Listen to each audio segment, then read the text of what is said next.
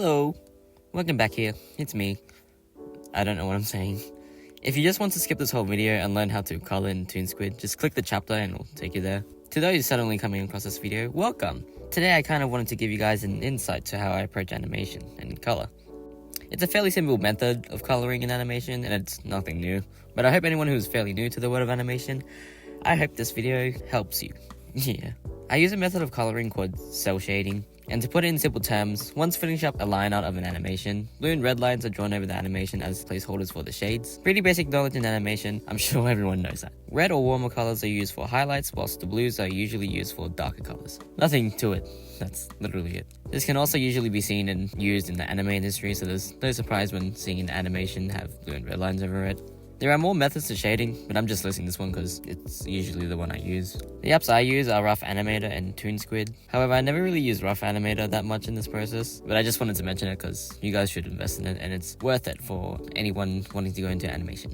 Anyways, yeah, this video is just my process of it and how I come to do things when I animate.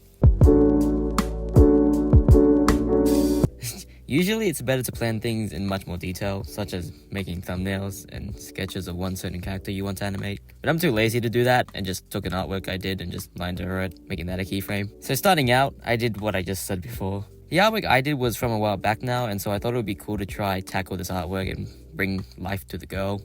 I recommend doing it if it's a fun challenge you guys want to do. The artwork itself was pretty complicated to use since it is a digital painting and it has much more shading and details. So I had to figure out how I was going to approach lighting in this animation and try to keep a certain amount of details in it. But you know what, we love a good challenge and I painstakingly put myself through this process.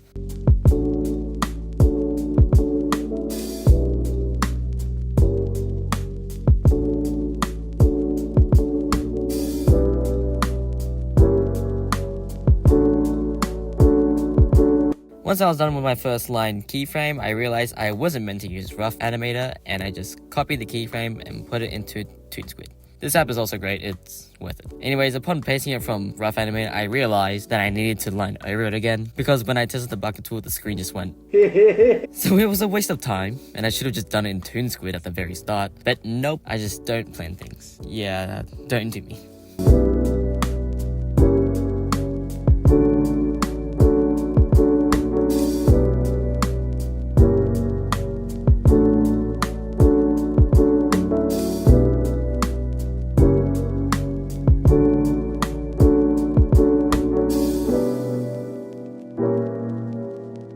Once I had my first keyframes done, I went on to make more. To get the gist and the feel of the animation, I animated a rough sketch layer of the animation. Now, usually you do this at the start, and it's much better to do it anyways, but it's me, so once I was happy with that, I went on to keyframing.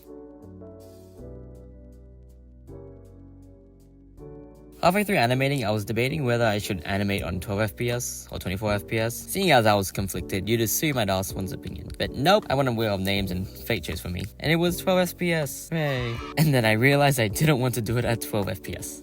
I guess I also wanted to challenge myself and do 24 FPS, because it can be painful, but the result at some points can be satisfying to me. But as I realized now writing the script, doing that Wheel of Names was pretty pointless, because I decided I wanted to do 24 FPS. So, yeah me. Just to add here, I used an app called Magic Pose just to be my reference and just to see how things roll. And it helped out at some point, so yeah, just putting this here if you want to download the app. I think it's free.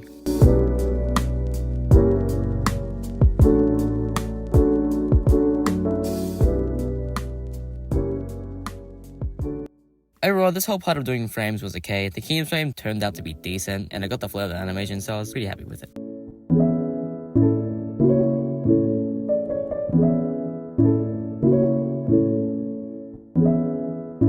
Yay, look at me go. Once I was done and happy with the keyframes, I went on to INBETWEENS. INBETWEENS help make the animation smoother. Well, duh. And to make smooth animation, it's all about the matter of timing, as well as terms used in animation such as extreme frames, which is also like anticipation, and then overshooting, and then key poses, aka the keyframes, and then the spacing, and yeah, all that stuff. I'm not going to go into depth, but those terms are important when it comes to animation.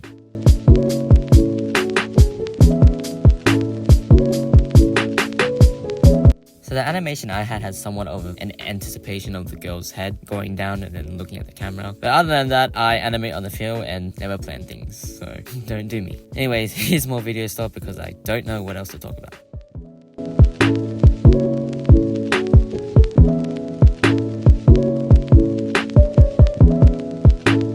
yay, it's done.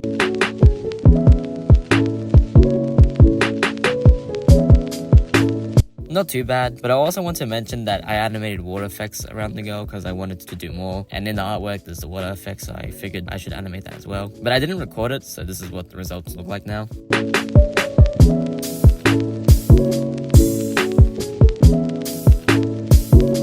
This was painful. I kid you not, this was probably the most painful process of lighting because I had to determine where the lighting was going to be, like I said before, so I figured trying to move forward in the process, I had to work backward, literally in the animation, to move on. I got the artwork again and put it over the keyframe I lined from the artwork and determined the lighting from there. The results came out as this.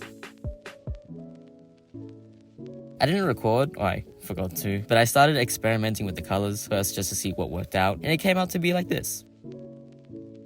I found it fun to experiment with the colors. In fact, I'd say coloring for me is the fun part because that's when things start to come together. And one thing led to another and I was happy with it. I made some few mistakes by putting in colors I didn't want, but I realized it looked good and so I left it. Like Bob Ross said, happy accidents.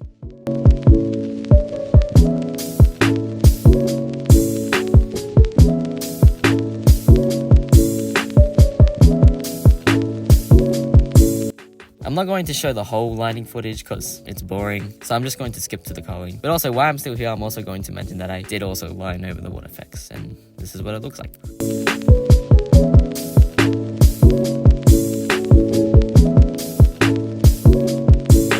This was supposedly meant to be my fun part, but when you keep doing things at a repetitive rate, you start to dislike the process and want to stop. That's what happened with me. Except I didn't stop and I kept moving on. Since the video title was kind of misleading and it tells my process in color animation and I'm actually showing my whole process, I should at least do what the title says. How to color in TOONSQUID. To try and make it easy to understand, you'd want to create 3 layers on the same layer of the animation. One for the animation line art, then one for shading, and then the color. Once that's done, click on the layer you're currently on the timeline and you'll get options. Click Set as Reference. Then this enables you to freely put the colors into the fill layer. I've tried without enabling fill reference, but it gets weird and it doesn't do what I want, so when it comes to coloring in TOONSQUID, you'd have to enable fill reference. I'd also like to mention this isn't an original method I figured out. I'd like to give credit to Punniz, I'm sorry if I mispronounce her name, because she's the one I learned the process from, except she does it in Procreate, and I wanted to take the method and put it into TOONSQUID, to which I did figure it out, and here I am showing you guys. I hope it helps. Go watch her videos. Her style is very cute and she's a great animator. If you want to know her way of doing it in Procreate, I'll link the video in my description because it is a helpful tutorial on her process. Anyways, that's the process to the coloring.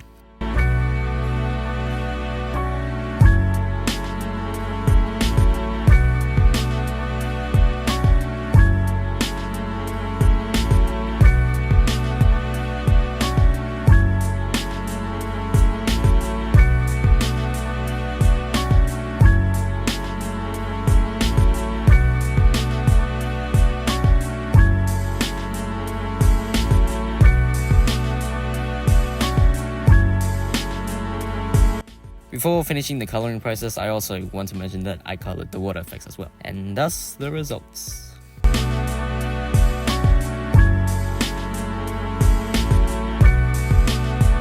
That's it! Once I finished the coloring, I yelled in happiness and my sister told me to shut up. She really didn't, I'm just trying to be funny. But anyways, once you're finished with an animation, you can basically have fun with video effects. I didn't do much to give more richness to it. I just added 2 blending modes on top and called it a day. But yeah, this is how it really looks like now.